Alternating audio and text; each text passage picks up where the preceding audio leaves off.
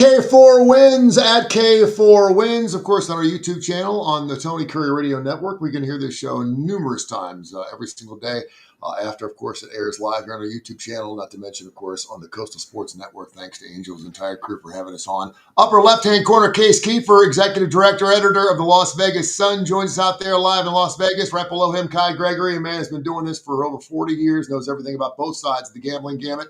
And, of course, right below me, Kip Kiefer, who has been pretty much the Howard Stern, the king of all media lately. He's been all over the place, doing a fantastic job, and also the executive director of the Birmingham Racecourse Casino, owned by the Porch Creek Indians here in Birmingham. I'm Tony Curry, Sports Radio and ESPN guy for like the last 35 or 40 years. Good morning, gentlemen. Everything good for you guys? How's everything going? Hey, fellas. Happy weekend. Happy weekend to you too. It is a Friday. Before we jump into the big, beautiful bill, you're like, what? We don't take politics. No, we don't. We don't like to talk any politics. We stay away from that shit on this show, but we do have something that's very, very important. If you are a gambler, we'll get into that next. But what was our record last week, Kai? Well, so since the podcast Tuesday, we keep up with that. But we were 2-0 on Tuesday on posted. We were 1-0 Wednesday and 1-0 Thursday. A little bit light. There's not, a lot of baseball or no baseball except for the All-Star game. But 4-0, Tuesday, Wednesday, Thursday. So not horrible. Help you out a little bit. Record year to date, 561, 310, and 4. There you go. Second half of the season starts tonight. Your Bo Sox are on a 10-game winning streak. I know you feel pretty good about that. 3 games out in their division. So we'll get into some Major League Baseball coming up in the second half, maybe some second half future bets we can get in as well. I always like to throw out a nice question to Case because he is the cornerstone of the show, because he is the gambling mecca. American taxpayer sifting through the details of this nearly 900-page domestic policy known as the Big Beautiful Bill, a measure that Republican lawmakers tucked into the bill late that a lot of people weren't aware of. Alters the tax code in such a way that bettors who break even can still end up owing money to the Internal Revenue Service. In the past, whenever I went to Las Vegas and say I hit like $4,000 on a machine, then I can always say I lost $4,000. I break even. I don't owe any taxes. You don't pay any money if you break even. Now they're saying that if you win $100,000, you lose $100,000, you're still going to owe 10% because it doesn't cover all that. And the outcries of the new gambling tax law for us, I guess for your average gambler who may have a guy around the corner or maybe even a guy that's on a FanDuel situation or ESPN bets, I don't know if this is such an important thing, but for Las Vegas, it's huge, isn't it? Yeah, I've been waiting for this to come up and honestly kind of hoping it wouldn't, because I don't know if I can do it justice. Obviously, I'm not, the most read up person politically or economically, which this really impacts. But all I can say is that this is just an absolute.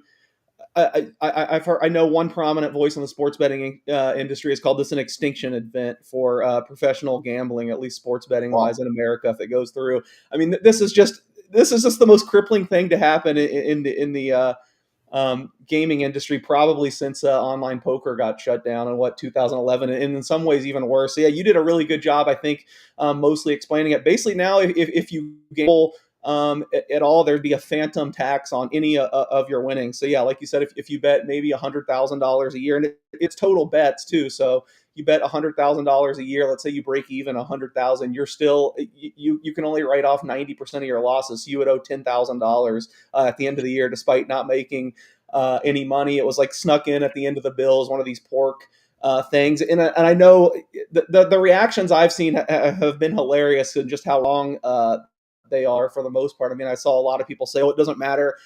Anyone that's paying taxes on their gambling or reporting their sports betting is an idiot." And I mean, those people just have no idea the level some of these guys do this at. I mean, the guys that are doing it at the highest level, they pay their taxes. They have gaming accountants and. I've heard from who I would consider the best sports bettor in the world. I know he's said that if this goes through, he's done. He's not going to bet anymore. There's just no way he can make it financially viable. So I mean, there's so many tentacles in this thing. I guess the good news is, and why I'm more optimistic now, and I probably have a better tone than if you asked me when the Big Beautiful Bill went through, is one of our Congress ladies, Dina Titus, has introduced a bill to try to fix this.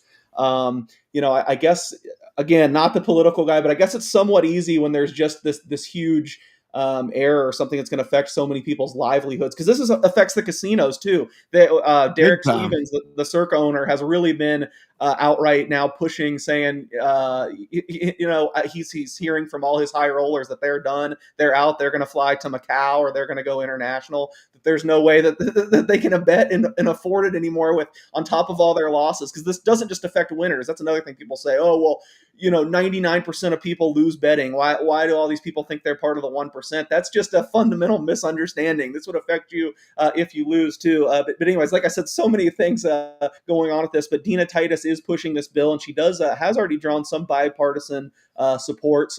She's a Democrat, but some Republicans have jumped on it to restore the old. You can deduct 100% of your losses. And I really think the rep who pushed this in, I think his name's Foucher from Idaho. I think he probably didn't have much idea of just what he was doing. I mean, they were just trying to, from what I understand, is this is going to increase the deficit so much, and they were trying at the last minute to shove in ways where they could make some more income, and they probably looked, or not income, but just to get more money. And I guess they looked at it and said, oh, if we tweak this here, it's only going to affect professional gamblers, and it should add like $3 billion or whatever, not really understanding how much it was going to affect not only bettors, but the whole industry. So yeah, I feel like I'm rambling at this point. If you have any more specific questions, I'm pretty well read on the topic. It would totally destroy poker tournaments. I mean, the World Series of Poker right now is absolutely flying. Congrats to Michael the Grinder Mizrachi, kind of insane. He just won the main event in the Poker Players Championship in the same year. But basically now, if you entered any of these World Series of Poker tournaments, you're automatically hit with a giant tax. So the poker outcry has been huge. The sports betting outcry has been huge. And I guess I'm trying to be optimistic at this point that it'll get changed. But it is, the reactions I see where people say, oh, no one's paying their taxes on this anyway, or it only affects the winners. That just could not be more. No, that's stupid. Yeah. That could not just be more wrong. This is a giant, giant issue, and it's something everyone at the high level of the betting industry is talking about. Cool. Well, it's a great way you described it. And of course, we're talking about a president, I guess the only president that I know, if I can remember, that actually owned a casino for quite a period of time. So you would think that maybe he would want to side with that bipartisan part of it. I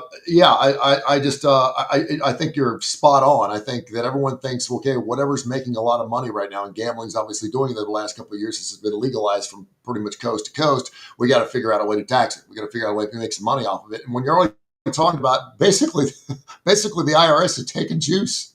I mean, I don't know how else to put it. I mean, it's really funny that it's 10%. It's not 3%. It's not 5%, because typically you're taking about a 10% juice on a regular bet. The fact they're going the 10% too, making it 90%, which you could write off, I thought was kind of funny. But so any other thoughts on that below, you guys? You guys have any other thoughts on it? Let me say this lies in the face of what the big, beautiful bill was supposed to accomplish, which was bringing all kinds of industry and business and manufacturing and revenue back to the country that has been farmed out in the last 20 years because Wall Street and the corporations found that they could go overseas and induce slave labor, basically, to cut down on their costs. But this bill, as Case was just saying, this is going to do just the opposite for a huge growing industry in this country. It's going to drive the domestic product overseas, and it's going to take that right out of circulation. We had a problem for years in the pari-mutuel industry where they, if you bet $10 on a race and happen to hit a huge ticket for, let's say, $25,000, your taxation level, because they automatically deducted from winnings over $5,000, it didn't make any difference if you bet $10 or if you bet $20,000 to win the $25,000. The tax was still the same, even though you only netted $5,000 in that. They finally tweaked and fixed that after years and years of lobbying. So there is a precedent. They got that fixed up. I think maybe, I don't know anything about this Idaho congressman, and Case Dallas is right. There was a lot of people freaking out right at the end that this bill was going to add to the deficit. They weren't considering the fact that this was going to be so pro-business, that it was going to generate so much revenue, that it was going to negate any fears that the initial investment was going to increase the deficit. And I suspect some guys like this congressman were probably doing just what Case described, trying to put in revenue generators at the end because they don't understand the dynamic that if it really stimulates the economy and economic activity, that it's going to have solid long-term effects. So I'm cautiously optimistic. There's enough real big players in the game, particularly on the probably the Trump team right now, that has too much of a stake in the game. I think they're going to have his ear on this, and I think there's a really good chance they'll get it fixed. I would have to agree with you. Speaking of Las Vegas, by the way, I wanted to mention Kip and I, and of course the legend who did our show yesterday on ABC 3340, got a chance to go out to a guy who's going to be in Las Vegas playing at the Sphere several dates out there in December. A 4-night residency, yeah. Yeah, Chris Fryer, the drummer from the Zach Brown Band, joined us for lunch yesterday. He'll join us on ABC 3340's the starting lineup tomorrow morning from 10:30, 11 o'clock. You want to check him out. And they're going to play the Sphere, too, which is fantastic for them. The Sphere, and then they're taking off for everything that is Australia, coming up a little bit later in October as well. So best of luck to this guy. He's going to join us for the show numerous times. Big Alabama fan. Yep, Chris, a lot of roll tides yesterday. A lot of roll tides. All right, Major League Baseball here. K4 Wins, K4Wins.com, at K4 Winners on the X format. Of course, on our YouTube channel, we're live on it right now. K4 Wins through the Tony Curry Radio Network. Second half Major League Baseball, and I just kind of went through the schedule. There seems to be like 2 or 3 different tiers of Major League Baseball teams. Our teams are 15 or more games over 500. Detroit, the Dodgers, Cubs, Astros, Phillies, Mets, Yankees, Brewers. I guess you could throw Toronto in there. Then you got a group of teams that are like 3 or 4 games over 500, maybe 3 or 4 games under 500. My Cincinnati Reds, one of those teams. I can't wait till Green comes back. They need that pitching to stay soluble in the second half. And then you got teams that are just kind of wishers that are playing themselves out of it. One of those teams is playing extremely well. The Bo Sox, who Kai Gregory is a big fan of. 10 games in a row. They got the Chicago Cubs a little bit later on this afternoon. But your Bo Sox gone from 2 games under to 8 games over. Congratulations. And what do you expect in the second half? Well, the last 2 years, Boston's been 101 and 86 the first half. They went 8-1 2 years ago, 10-3 last year in their last few games. Second half, they've been 58 and 79. So they have one of the toughest schedules remaining, in the American League. Their next 12, they're at the Cubs, at the Phillies, they host the Dodgers, and then at Minnesota. Yeah, they have, you can look at 15 different people that rank the schedules and all that. One of the ones I pulled up has your Reds with the second hardest remaining schedule. Has the Orioles with the hardest, but then has the Red Sox with the 6th hardest remaining schedule, right behind Toronto. Go figure. The Yankees' schedule is a lot easier. They're 19th. But even when you're talking about Detroit has the 29th hardest remaining schedule in Major League Baseball, according to a lot of the tops out there. So when you look at that, I mean, unfortunately, I think Boston's very young, and that may help them in the second half. But it's going to be real difficult. They've got they've played 88 games, so they've got 74 left. Yeah, so it's going to be real difficult. Boston has to win to get over their 86.5 total. They got to win 34 games that they have left out of that. I mean, so a little bit over 500. It's going to be difficult with the schedule they have. Yeah, I also got a futures bet on over just only because of Terry Francona. I took over the 78.5 of the Reds, and it looked like they're probably going to get that. I think of 7 games under 500 in the second half of the season. Anything else, Case, as far as in any future stuff, any movement out there in Las Vegas? Are you seeing anything? Obviously, you want to look at. Someone already told me this, and I don't know why. And we brought this up before. I've had a lot of friends of mine who've been books in the past, and I've always asked them, how do you win in baseball? And they've always told me that baseball is a streak sport. It's like you play streaks. And I never really understood what that meant. But, as soon as I'd run on a team that runs on streaks, they'd win one, lose one, lose one, go back and forth. Your thoughts on that, and what do you see as far as in any teams that perhaps are getting a little hot towards the end of the first half, going into the second half, getting healthy and getting ready to play some ball?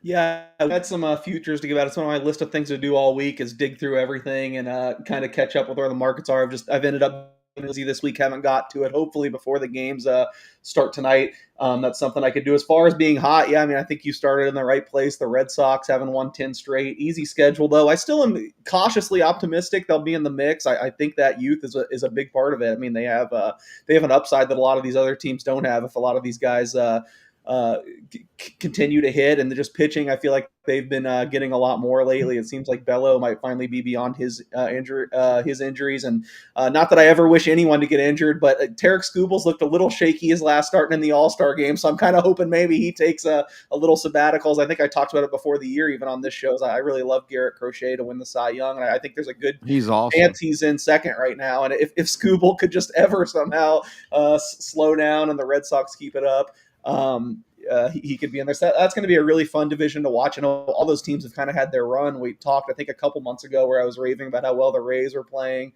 They got right within striking range. Obviously, the Red Sox lately and the Blue Jays right before that to take the lead. I'm still pretty skeptical of the Blue Jays, and I do have, I think, the same number you said with the Reds. I think I have over 78.5 wins for the Blue Jays coming into the year. I was a little more bullish on them, but I think they're just the ways they're winning these games. It seems like they win every game by one run. Every game's a miracle. Those are the kind of games that's the kind of run usually fizzles out. So to me, I'd be pretty surprised if they ended up winning the division.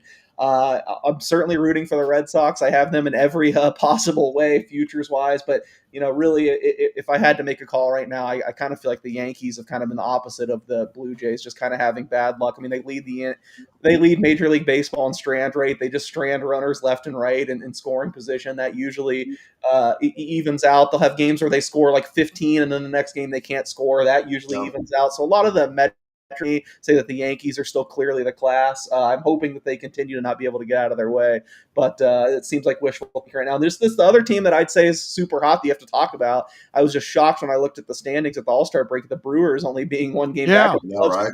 Amazing. I think there's an argument the Cubs have been the best team in baseball. I've been so impressed with them, and I feel like with all the guys they've had break out, including most notably, of course, Pete Crow Armstrong, the division, but most notably the Brewers who started. So not many people expected the NL Central to be one of the best races, but it's when you're talking about percentages for the second half.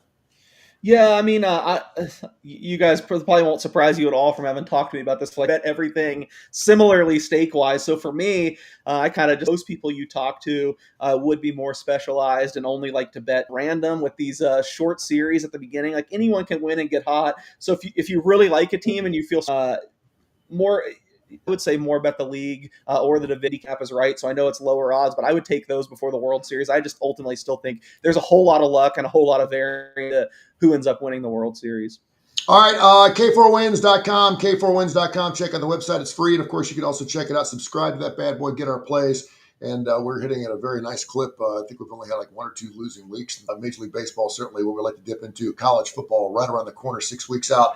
And we cannot wait for that. Also check out, of course, our television show here, local Tony Curry Radio. That is a starting lineup at 10:30, 11 o'clock every Saturday morning right here on the Coastal Sports Network. SEC Media Days going on. We are down here in the southern part of the United States, three of us anyway, as Case holds down there in Point Zero there in beautiful Las Vegas. Anything interesting, Kip, that you've seen? I know you've been on top of the SEC Media Days. Your credentials did not get approved again for the 23rd year to go. To go the SEC. To be fair, I didn't apply this year because I was so mad at them. Well, I applied for you. They actually gave me credentials, but I'm like, I'm good because I showed up at the Winfrey and no one was there. I said, "Oh, is it not here anymore? It's not here in Hoover, Alabama." In Atlanta at the Hall of Fame. I hadn't been there for quite some time. And it's funny because I used to go to Vegas every year about this time of the year, and it was unbelievable how because I had to take my vacations in July. Every single year, I'd be flying back from Las Vegas and going straight to the SEC Media Days. And I remember the first 2 days, I was like in a fog on the Monday and Tuesday of SEC Media Days because I don't remember being there because I was just leaving Las Vegas for 5 or 6 days before. But any general thoughts on what you've heard from some of the SEC coaches? I know the FSU quarterback Castellanos is coming out and talking about, hey, Alabama doesn't have Nick Saban anymore. There's been some good stuff out there. Yeah, there's a lot of trash flying around, but not from the coach's podium. Probably the most notable thing that happened at SEC Media Days is when Steve Sarkisian and was introduced for the Texas Longhorns, and they played as he walked on the stage the Texas A&M fight song. And Sarkisian didn't react, didn't even act like he was even cognizant of it. I said all week, imagine if Nick Saban had gone on stage and they started playing Rocky Top. I think he would have turned around and walked back the other way. So that was whoever pulled that faux pas at SEC Media Days. That was kind of a bad look for the league. But you got a lot of coach speak. It's amazing when you watch these guys, the correlation of styles, and you can kind of see the programs that I don't know. You're kind of looking for hints about teams.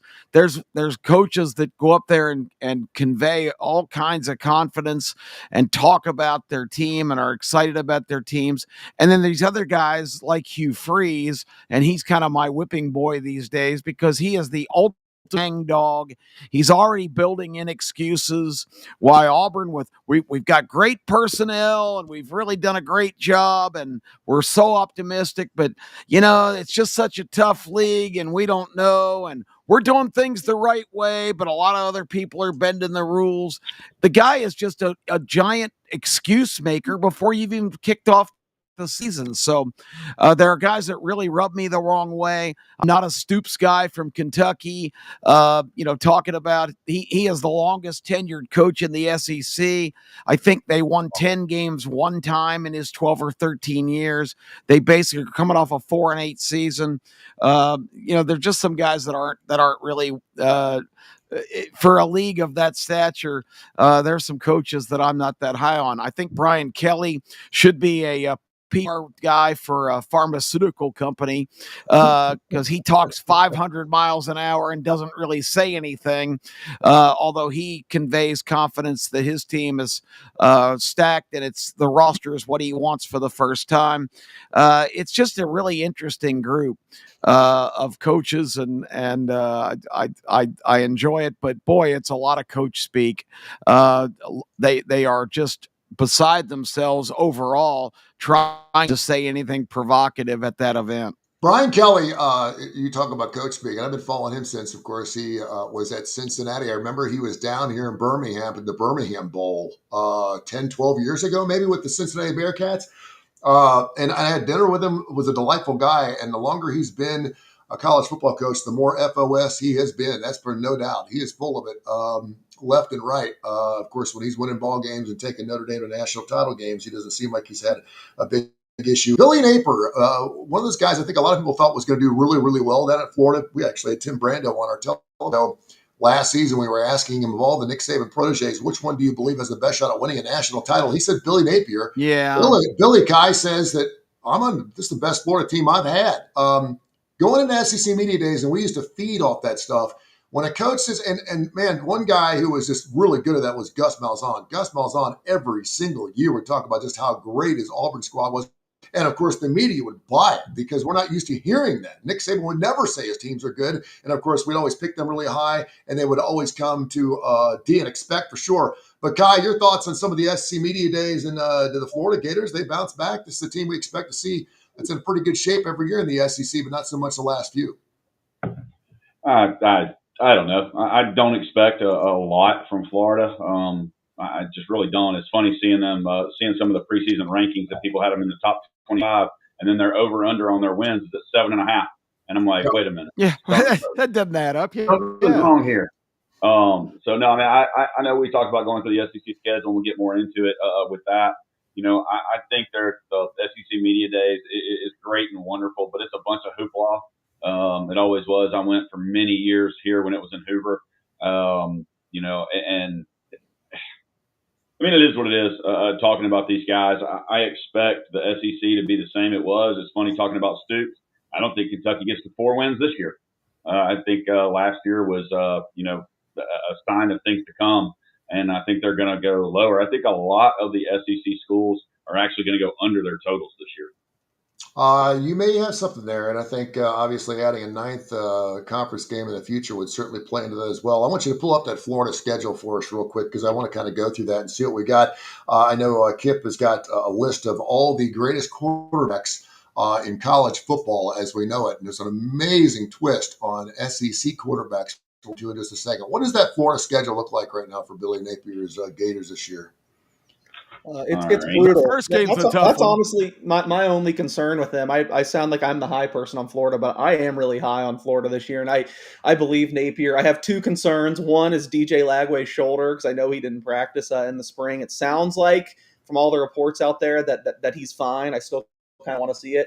And number two is the schedule. I think that schedule fully explains the discrepancy between the 7.5 win total and being in the top 25. By some ranks, they have the toughest schedule in the nation. Other top four. Let's see if I get it up here. I mean, SEC wise, they have the two favorites, Texas and Georgia. Obviously, they have Georgia every year, but then you just look at the non-conference. They have to go to Miami. They play South Florida, who's going to be one of the better group of 5 teams, and Florida State. They did not take the easy way out and pack the non-conference with, I guess, week 1 they do have Long Island. Yeah, I think they got a shot week 1. I hate when you play FCS teams, which I talk about on the starting lineup this week. But yeah, I think schedule-wise is what concerns me. I honestly don't think Florida's getting enough credit for how good they looked at the end of last year. I mean, they beat Ole Miss and LSU, I think back-to-back, right? That was pretty impressive. I mean, I don't know I necessarily believe this, but they played Georgia tough too, and there's Florida fans that still say to this day, if DJ Lagway doesn't go down, they were getting that monkey off their back and beating Georgia. I was really impressed by Florida at the end of the year.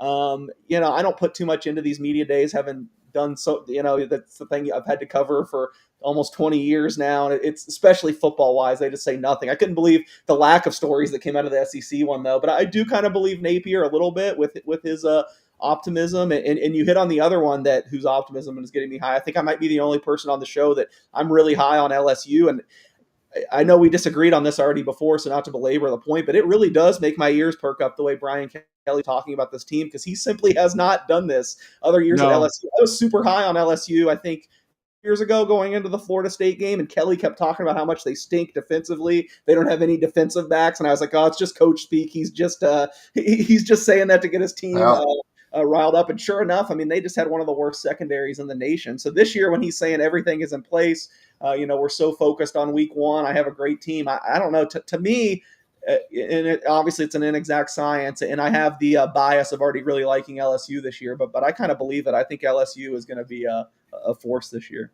Yeah, it's funny. I feel like coming from the media and being at 20-something SEC media days, I kind of feel like when a coach comes out and says that they look really good and they're optimistic or suspectedly optimistic, we're willing to give them more of a pass when they're not, as opposed to a coach coming out, and unless he's always talking about how lousy the football team is and they always outperform themselves. But when you talk about how lousy you are, I'm always, from a journalistic standpoint, going, okay, why? We got you here. Here's a coach. You've been here for 3 or 4 years. Why is your coach not ready to? Well, why is your team not ready to play? So I'd much rather have them say, "Hey, listen, the team looks pretty good." And then it falls apart, whether it's because of injuries or because of lack of skill possessions or whatever it is, as opposed to a coach coming in. Unless, again, like you're talking about a Nick Saban who was never happy with what they had. If you look at the Florida schedule, if you go back through this, I mean, I think we can all agree they're going to beat Long Island. There's a win. They're probably going to beat USF in game 2. So there's a win. I'm with Case. I like LSU in game 3. They're at LSU. It's going to be a night game, so you got that. Then they go to Florida. Then they go to Miami. I'm not high on Miami. I'm not high on Carson Beck. I think Florida can win that game. But then keep in mind, they get a week off before Texas, and they get the week off before they play Georgia. So that could help them. So they let's just say they're 3-1 if they beat Miami. Then they're at home against Texas. They have a week off. I still like Texas there, so they're still at 3 games. People may disagree. If we disagree, let's go. Then they go to Texas A&M. I got Texas A&M winning that game just because of the fact that I think that's a rough game, and I'm not super high on Texas A&M. Then they have Mississippi State at home the next week. Mississippi State's going to suck. They get a week off. Then they're home, or it's not home, but they play Georgia. They're home at the Gator Bowl. Yeah. Then they go to Kentucky. They're going to win that game. Then they go to Ole Miss. I don't think they're going to win that game, even though I'm not high on Ole Miss. They play Tennessee at home. I hate to say it, Tennessee does not win in Florida. Florida's going to win that game, and then they close the season with what is, again, an overrated Florida State team. So you're sitting at 7 or 8 games, depending on any discrepancies we've talked about right there. Case, did you say you did have a futures bet on over in Florida? Yeah, I took over 7 minus 140, and really this is one where I kind of went against my numbers. I have it right up in front of me right now. My raw data based on what they have coming back, strength of schedule. I actually have them number one strength of schedule. I came out to 6.8 wins, but again, I just feel like there's a lot of upside with this team with how intact they were able to keep their roster, and I didn't think it'd be this way, but Kip, we'll get to this when Kip's quarterback ranks. I feel like I'm just way higher on DJ Lagway than everyone else. I think the progression he made from when he came on last year to the end of the year, I thought was just outstanding. I mean, he has the upside to be the best. Even if you hate the guy, you have to say he has the upside to be the best quarterback in the nation. There's just not many teams that can say that. So I think, I like to look at wins like on a distribution, like a graph, and I feel like their tails are just a lot further both ways. You could see this coming off the tracks, Napier getting fired and then being terrible, but I could also see everything clicking and then being an SEC championship, a national championship contender. So I just really feel like there's upside there. I think that number is gone. I think it's mostly 7.5 now. So someone's thinking my way. If you can still find an over 7, even juiced, I like that.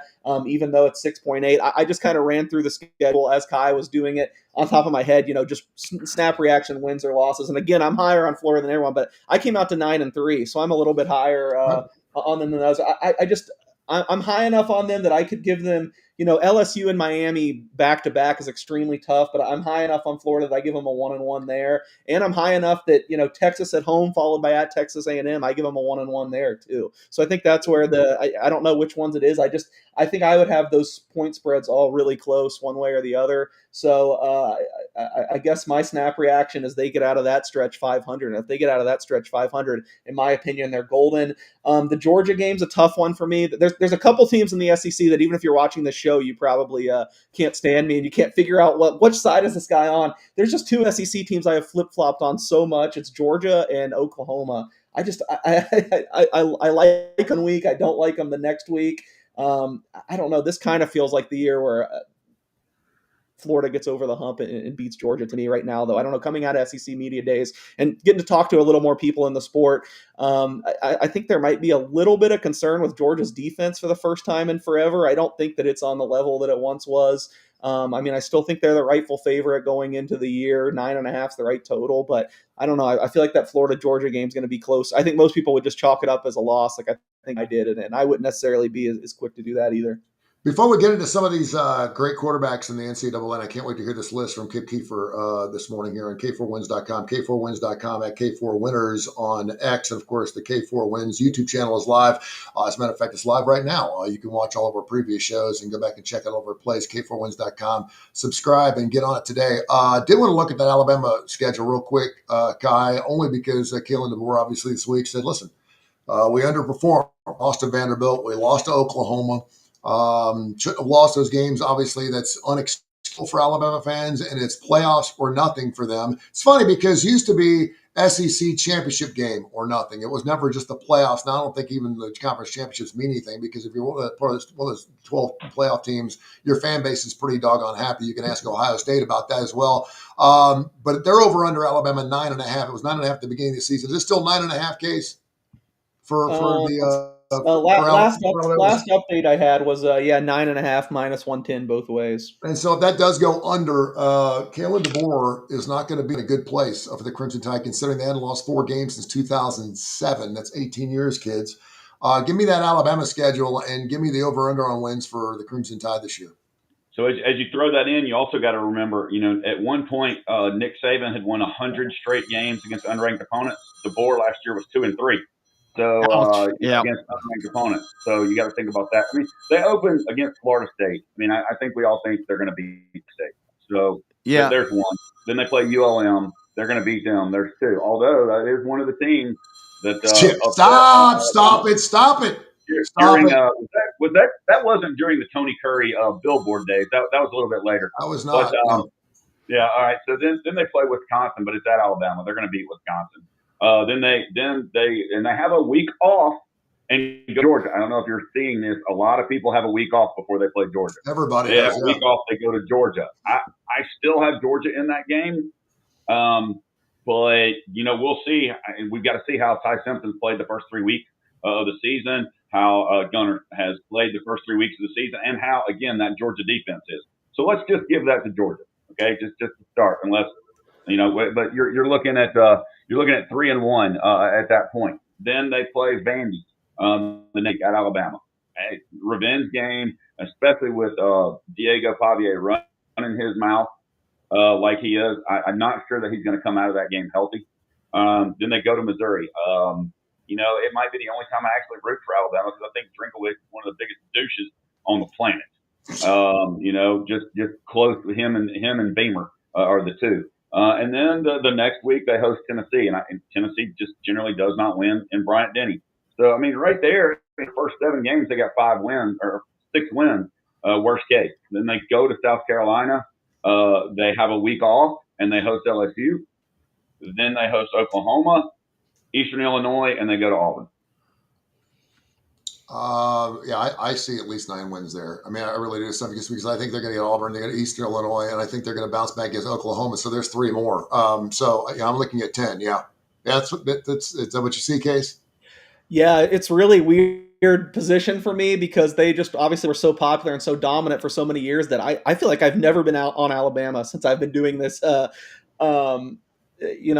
Professionally, basically, they just were so prohibitively priced year after year with Saban. Then even last year, I liked them, but I had them a little bit at arm's length. And this year, you've hit on. I swear, I'm not usually this optimistic. I have 9 SEC win total bets I've made so far. That'll probably be the final. But I bet 6 unders and 3 overs. But we've hit on 2 of the overs. I hear immediately. I bet over 9.5 plus 110. I said it before. This is the team I'm highest on the SEC. I bet them 6-1 to win the conference. I was actually talking to someone the other day, and we'll see if this plays out. Obviously, we have a whole season, but they were saying if the NFL draft was held tomorrow, Alabama this year would have the most players going. That's an insight into how much talent they have. I think it's a lot more than people realize because of the way some things went sideways last year with the loss to Oklahoma. They have some of the best returning production in the conference. Looks like I have them top 5, and I mean one of the teams is Vanderbilt, which I don't really put much stock into. So I love Ryan Grubb. I think they probably lose one last game last year if he sticks there and doesn't go to the Seahawks. So if I have to, despite the odds, I mean them being the 3rd choice, they would be my pick to win the SEC, and I bet that, of course, at a good number. But I'm very high on them. Yeah, and I think, in the SEC and pretty much everywhere else too, I think it comes down to 2 things. First of all, your quarterback play, and a lot of people, we don't know what Simpson looks like. We've heard so many great things about this kid, and then of course, can they stay healthy? And one of the situations we're talking about Simpson, I think a lot of people think it's for Alabama, and it probably should be at some of the better schools. You should be bringing in 5-star quarterbacks every single year. You shouldn't have such a drop off every single time you lose a guy. And so I expected the quarterback play to be good at Alabama and at Georgia. But Kip has got an entire list, I guess the top 116 quarterbacks in college football. And you had a very interesting take on the SEC quarterbacks picked on that list. Explain yourself a little bit and give us some of those top quarterbacks. Well, The Athletic did a article this week where supposedly they got a blue panel group of experts. I don't know. It said coaches. I don't know if that means former coaches, current coaches, assistant coaches. Who knows? But their entire college football staff, other experts around the country. Very vague on who exactly made this list, but it was based on a point system that had all kinds of different criteria, including experience, including expectation. A lot of it's probably speculative, but 5 of the top 10 on the list are from the SEC, interestingly enough. However, the Heisman Trophy favorite right now in the betting, Arch Manning, is the 5th best quarterback in the league. For people betting Arch Manning to win the Heisman Trophy, that's an interesting observation. And Case had mentioned before DJ Lagway. I was really surprised that DJ Lagway is only considered coming into the year, despite the splash he made last year, the 4th best quarterback, according to these experts, which I found kind of surprising. Actually, that's right. He's the 4th.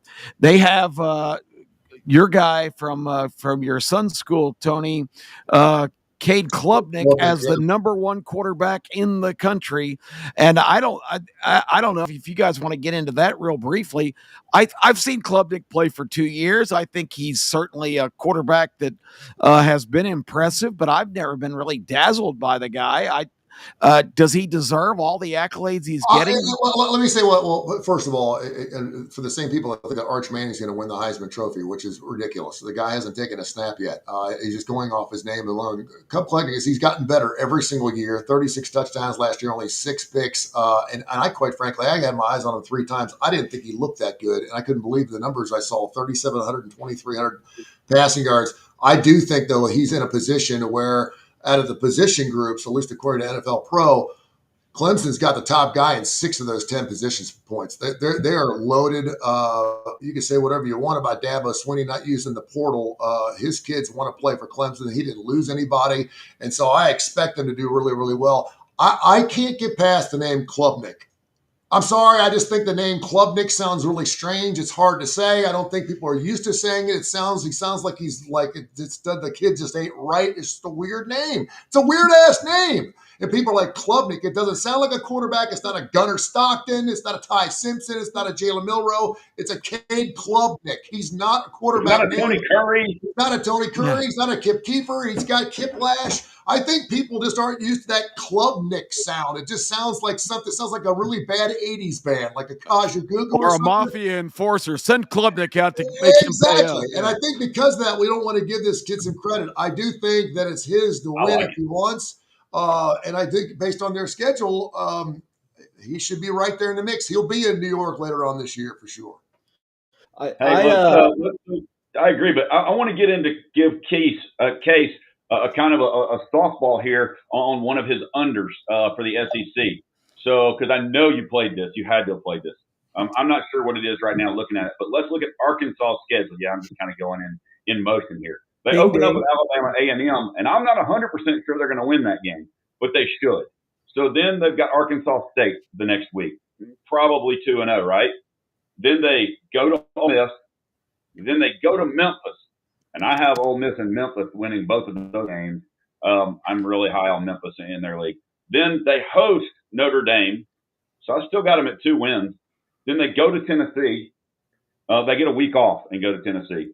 Then they host Texas A&M. I'm still looking for another win. Then they host Auburn. Maybe, who knows? Then they play Mississippi State. I got Arkansas with a win there, but I'm kind of iffy. Okay, then they go to LSU. Then they go to Texas. Then they end with Missouri. What is their? Wasn't their win total 4.5? I got 5.5 minus 120. I see Circa now's at 5. I would still feel confident going 5, but yeah, that is one I'm on. Under 5.5 minus 120, and it is too bad. As I do like Taylon Green, and I think he was a good fit with Bobby Petrino, but man, they lost a lot of weapons. There's big turnover elsewhere on the roster. And I know there were some rumblings in spring that him and their receivers had some big. I don't remember the exact specifics of it, but when I was doing my prep, that the receivers and Taylon Green had some big rift, and they had to have some meeting where they come together. It seems like the vibes are all off there. And you know, the one huge year Pittman had, they had like a couple NFL guys on the line. They were just dominant in the trenches, and by all accounts, the offensive line talent is way down this year. I just don't see even the system they're running them having the pieces to pull it off. So I'm with you. I'm very down on Arkansas. As far as the quarterbacks, I've been a Klubnik skeptic. I'm definitely not high on the guy, and I still really can't take too much offense at this poll. I think if I was rating the quarterbacks, I would have him second. I think he made a huge leap at the end of last year, even though I still don't fully trust him and still don't love him. I mean, I think Tony nailed it when he said he's just gotten so consistently better. I personally think I would have Nussmeier 1 and Klubnik 2.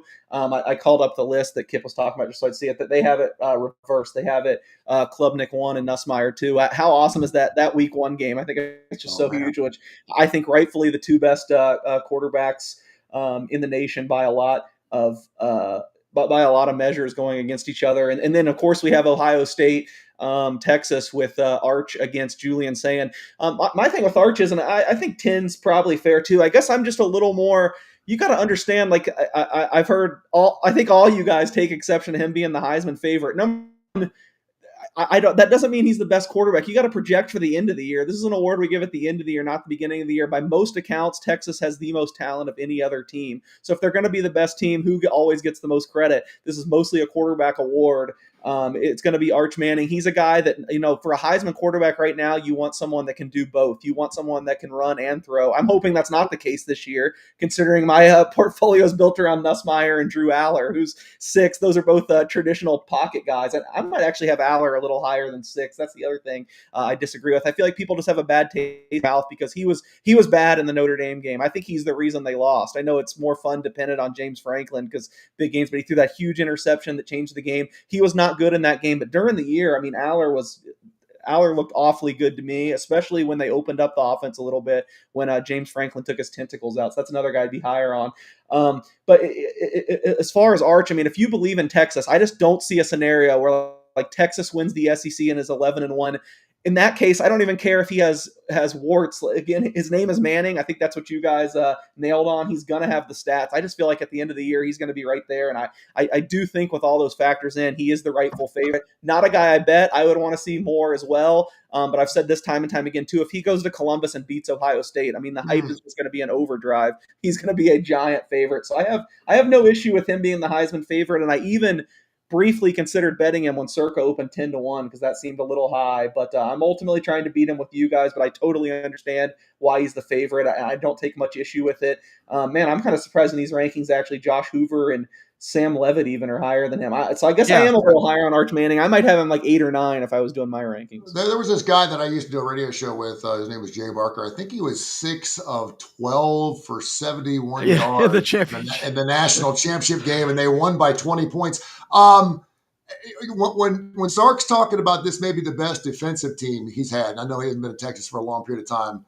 that's got some pretty big ball weight to it, man, when you're talking about the SEC, because we've always talked about the SEC as where you play defense and defense wins championships. If this is going to be historically a great Texas defense that have given up 7-8 points a game on average, then Arch Manning may be that guy. I don't know if he's going to put those kind of numbers up because you also got Washington State dudes that are throwing the ball 80 times a game, and those numbers always look good on paper. But I don't know if Arch Manning, but I mean, again, that may be good enough to go undefeated in the SEC. Kip, but what other quarterbacks are on your list? Because you mentioned there are a bunch, like 5 or 6 different quarterbacks that are above Arch Manning that we should be on the look for. There are 4. Case just touched on Nussmeier. Of course, Lenoris Sellers, who I think has a tremendous upside, and what we saw of him last year, he was spectacular. We'll wait and see what weapons he has around him to call upon. But he's right there. And then a guy we talked about a couple of weeks ago, the transfer from Washington State, who arrived with his offensive coordinator, Arbuckle, Mateer, who threw for a gazillion yards at Washington State last year, and now will be the quarterback for apparently a completely transformed Oklahoma team. He's right there. The SEC quarterbacks in that group behind Klubnik are 2, 3, and 4. Then you have DJ Lagway. I think he's about 6th or 7th, and then down in the number 10 spot is Arch Manning. That's 5 of the SEC quarterbacks in the top 10. That's pretty amazing. Well, you bring up a really good point because I know you were all over Oklahoma last year, and I mean you were on them like dirt because they were terrible. I mean, they were terrible. But yet they beat an Alabama, and I do think they got better towards the end of the year. This is the job that Brent Venables wanted. This is the job that he held out to get entire life. And I don't know how many years he's been there already, but when you're talking about coaches, hotseat.com, he's in the top 10 right now. Oh, yeah. He looked like a dead man walking yesterday at SEC Media. I'm glad you brought that up because he did not look comfortable, and he never looks comfortable. Brent Venables has never looked comfortable he might be one of those guys, Tony, that's just not a head coach. I mean, I don't want to typecast anybody. He's a great defensive coordinator, did a fantastic job at Clemson, but there's just been something wrong at Oklahoma since he's been there. The injuries last year were catastrophic. I'll grant you that. But, people say, well, they finished strong because they beat Alabama. Their last 2 games, I know one of them was at LSU, and they got absolutely blown out. They did not. They lost their last 2 games after the beating Alabama. So I don't know. I think they've made the right move to kind of make their offense dynamic. They've got some good defensive pieces. I think they're one of the real sleepers in the league this year because Case said it best before. This is a team that could win 4 games or could click and actually win 8 or 9. So, and I think they are going to be a big determining factor in how some of these other teams come through because anybody that has Oklahoma on their schedule, it remains to be seen if that's going to be a walkover or if it's going to be a real tough game. Man, I think you nailed it. I think you just absolutely nailed it because Oklahoma is Oklahoma. I mean, Oklahoma's Oklahoma. When they came into the SEC along with Texas, that was the big get. I think both those schools, and despite the fact that Texas had its own network and everything else, Oklahoma was still Oklahoma. They're still Oklahoma. And you have Brent Venables, who thought we were going to be a great coach. It's funny because whenever you bring in defensive-minded guys, it just seems like it takes a lot longer for the team to get it as opposed to offensive guys. Maybe because you can outscore guys when you bring in, I don't know, a Mike Martz. I think of a Mike Martz kind of guy all the time who was just an offensive wizard, but just was not a head coach for the St. Louis Rams. He wasn't a head coach. He could coach a game from a hospital bed, but he could not be on the sidelines. The guy just couldn't get it done. And I think for Brent Venables, I don't know if he's a head coaching protege, a guy who's going to make it the next level, but I think defensively, and that's why maybe he was a defensive program for a long period of time, but then this guy named Kirby Smart was too, until the Georgia job opened up, and he seems to be doing pretty good. Case, your thoughts? Yeah, I think Oklahoma's the most fascinating team in the conference, and I kind of alluded to it. I don't really know what to do. Win or lose, even a terrible year, I love what they're doing, actually. They are just making this, like, they are going to see what they have in Venables this year. I mean, they kind of went to more of an NFL model. I can't remember the guy's name, but they hired an NFL general manager kind of right when that general manager trend started to sweep the nation. They told Venables, basically from what I've heard, you're not involved in the offense anymore. This is Arbuckle's show, which was badly needed. I mean, I think a lot of other programs should follow that, where they just take the coach completely off. I just can't wrap my head. And I loved Mateer last year. I remember there was one time on the starting lineup where I used like half my segment talking about Washington State in the games, how much I love them. I just can't figure out whether the offense is going to be as good as it now seems like a lot of people expect. I don't know if I said this on this show or another show. It's been a lot of football talk now lately, thankfully. But I've heard people compare Mateer to Cam Ward, and that's when I just have to say you really have to pump the brakes. I mean, Cam Ward was still playing in a historically good Pac-12. That was one of the best Pac-12s last year. Last year, Mateer was tearing up a bad Mountain West schedule. It was one of the worst years in the Mountain West. And yeah, he put up huge numbers. He was exciting to watch, but he also was turnover prone, and the Mountain West was down last year. I mean, Boise and UNLV were the only 2 teams that were even decent. So, now you throw them into an SEC schedule. I get the production and it is a little exciting, but I don't know. It's a gigantic move as far as strength of schedule, way bigger than what we saw Cam Ward go from 2 years ago. So I haven't bet anything on Oklahoma because, again, one day I wake up and I think they're going to be great and knocking on the SEC championship door, and then the next day the flaws kind of come up to me. So I think it's a make or break year for Oklahoma. I think 4 is a little higher than I would have Mateer. And I also got to say, I know this will be controversial too, as we've disagreed with it, but there's no way I'd have Sellers at 3. I think Sellers is tantalizing too, and should be in that tier 1, but number 3 is a little high to me. I'm so down on South Carolina this year. I mean, South Carolina does not recruit at the level of these schools. They do not have the budget of these other SEC schools, and they lost 5 defensive guys to the NFL this year, and I think all 5 were in the first 4 rounds. I really think their success last year was even more defensive than offensive. To think they can just pick up some guys in the transfer portal and replace all these guys that NFL scouts were drooling over, that just seems like a really high bar to me. So I'm a big sell on South Carolina and Oklahoma. I could go one way or the other. I think they're the ultimate wild card in the league this year. You're talking about the West, you're talking about Boise and UNLV, and of course, one of those 5 teams guaranteed to make the playoffs. Kai Gregory's got those Boise State Broncos getting it done. What is your over/under on Oklahoma, Kai? I'm going to get your interest because I think Oklahoma's going to be one of those games where a lot of people are going to kind of push them aside and put a W next to it, but it may be one of the spoiler games, just like it was for Alabama last year. I've gone back and forth on Oklahoma looking at their schedule. I mean, they open with Illinois State, so there's a win. And then what I think could be the absolute lowest scoring game in the history of football, well, it's not going to be Mississippi State, Auburn 3-2, but then they host Michigan the next week. And I think those 2 defenses, because I do think Brent Venables is a very good defensive coach. I think that could be a very low scoring game, but I actually have Oklahoma winning those first 2 games. I have them beating Michigan. And right now, I know that that's kind of crazy, but I'm just not that high on Michigan. I'm not. I do not think their offense is going to be incredible. And that being at Oklahoma, being a night game, if Oklahoma is Oklahoma, they win that game. Then the next one was funny. I have them beating Michigan, and I'm not sure they're going to beat Temple the next week at Temple. Temple's not a strong program, but I just like some of the things Temple does. But They better. They better. And it's a weird road game. Yeah, there's Oklahoma at 3-0, and then the next week they host Auburn. We don't know what Auburn's going to be. I have Oklahoma winning that game. Other people may not, so that's 4. Then they play Kent State. All right, there's 5 wins. Then they go to Texas. Then they play that South Carolina team. So I have Oklahoma beating at South Carolina. There's 6 wins. Then they host Ole Miss. I got them losing. Then they go to Tennessee. I have them losing. Then they go to Alabama after a week off. I have them losing. Then they play Missouri. And then they play LSU. I've got them beating Missouri, but I'm not sure, and I have them losing to LSU. So I go back and forth between 6 and 8 wins. A lot of times I feel like I'm wasting my time on these win totals. I feel like it's one huge pivot game. I feel like that Michigan game is a huge pivot. Right now I see they've taken some money. They only opened a 1.5 point favorite. They're a 3-point favorite in that game right now. Just to give Michigan a little love, as I know we had a commenter last week. I think Kai put him down.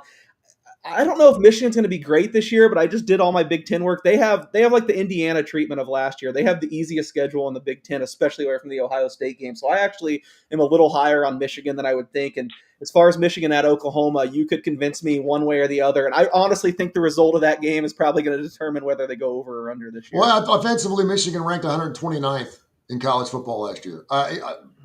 The worst. And so I mean, they can't go anywhere but up. And you mentioned the fact that it may be a 3-2 ball game.